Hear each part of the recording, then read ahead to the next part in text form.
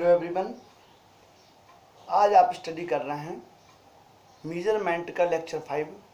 Last lecture में आपने विमाओं का अनुप्रयोग पढ़ा था। विमाओं के अनुप्रयोग में आपने जो है विमा की सहायता से कैसे फॉर्मूला चेक कर सकते हैं, फॉर्मूला सही है गलत है, और इसके अलावा आपने फाइंड के नए सूत्र की स्थापना कैसे करेंगे। आज एक उसी में नया तरीका आपको बता रहे हैं जिसमें आपको ये समझना है कि फॉर्मूला जो है आप किसी मात्रक को कैसे बदलेंगे। तो उसके लिए आप देखें यहाँ बेटा, जैसे कोई आपको यूनिट गिवन हो, जैसे जनरली आप एक एग्जांपल देखें जो आपको जनरली मालूम हो। आप जानते हैं 1 किलोमीटर प्रति घंटा को मीटर पर सेकंड में बदलना हो तो बच्चों क्या करते थे आप, ध्यान करो। किलोमीटर प्रति घंटा को बदलने के लिए आप जो है 5/18 से सीधे गुणा कर देते हैं। जैसे किसी कार की चाल दी गई है आपको, कार की चाल,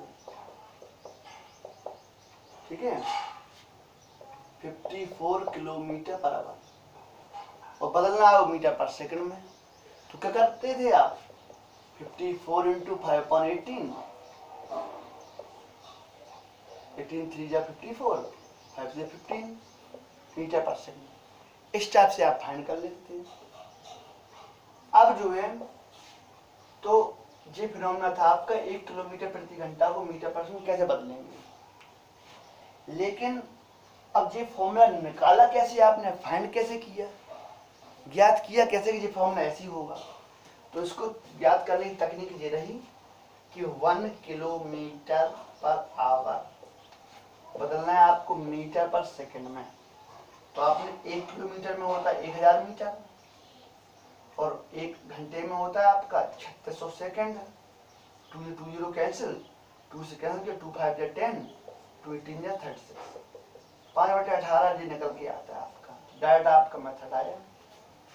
अब जो है तो ऐसे आप डिफरेंट मेथड और भी मेथड यूज कर सकते हैं, बना सकते हैं अपने मन से। इसी जैसा आपको अब बताएं, अब बता रहे हैं आपको डायमेंशन मेथड। विमा विधि से आप कैसे निकालेंगे। विमा विधि से आपको इन्हें वैल्यू फाइंड करना हो तो उसके लिए आपको एक फॉर्मूला ध्यान रखना है। जैसे कोई वैल्यू सपोज की जो गिवन वैल्यू है वो है आपकी n1 और आपको वैल्यू फाइंड करनी n2। इसमें द्रव्यमान है m1, लंबाई L1 और टाइम है t1। फाइंड करना है आपको द्रव्यमान m2, लंबाई L2, टाइम है t2। इस टाइप से ये कुछ बीमारी होंगी A B C, लंबाई A, लंबाई की B और टाइम की C, जिनकी बीमारी है। तो n2 इक्वल क्या बना फॉर्मूला, n2 इक्वल बना n1, ये रहा m1 अपॉन डिवाइड कर दें m2 की power A, L1 upon L2 की पावर B और T1 अपॉन T2 की पावर C।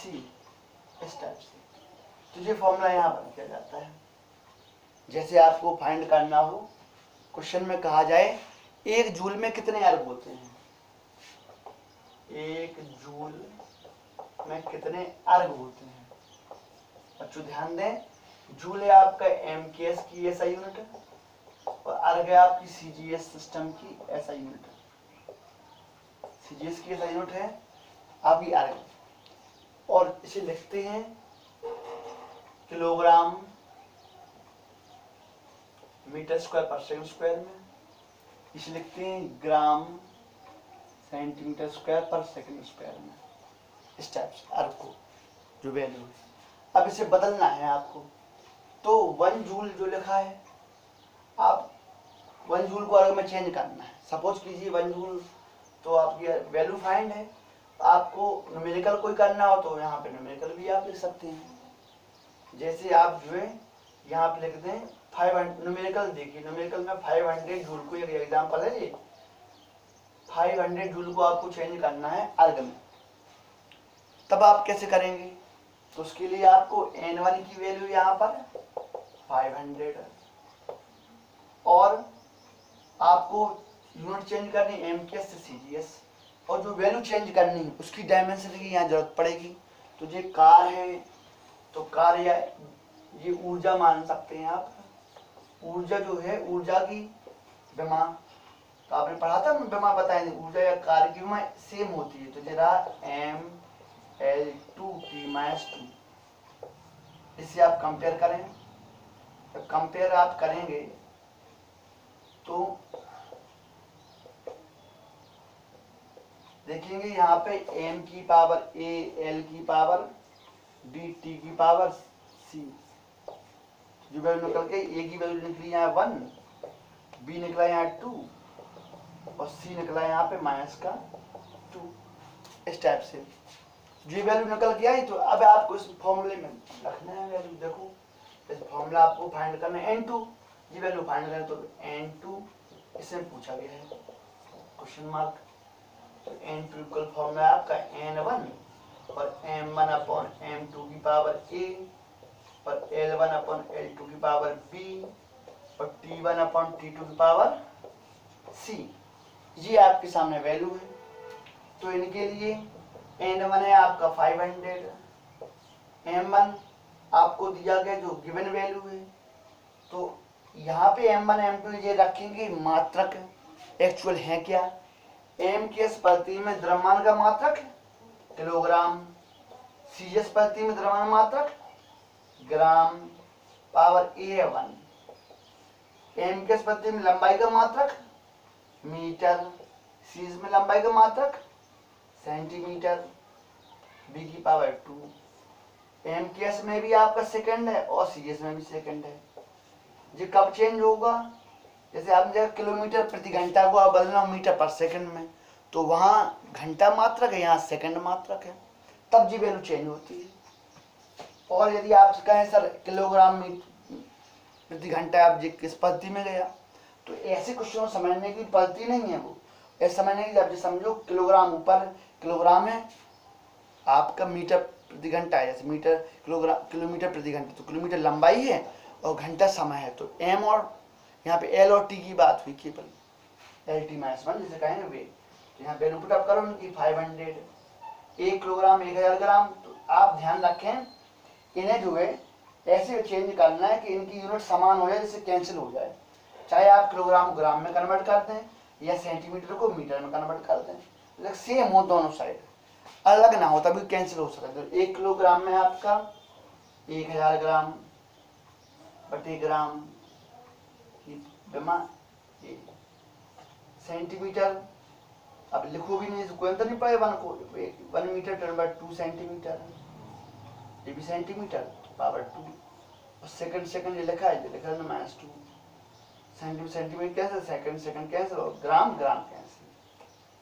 अब देखें यहाँ पर जो वैल्यू यहाँ बचती है आपकी n2 इक्वल, ये बचा आपका 500 जे है इंटू 10⁻³ जे है, 4 जे है, और 1 पे बेटा कितनी भी, ये 1 हो गया, 1 पे कितनी पावर, उसकी वैल्यू 1 ही होती, तो 1 ले लेंगे।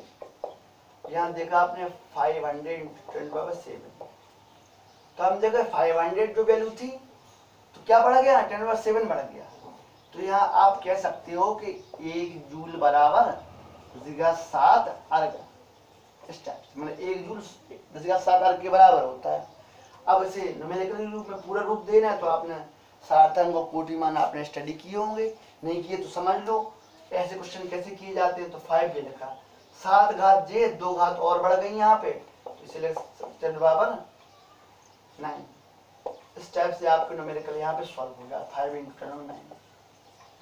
तो बेटा ऐसे क्वेश्चन आपको आशा है आपको सभी को समझ में आया होगा।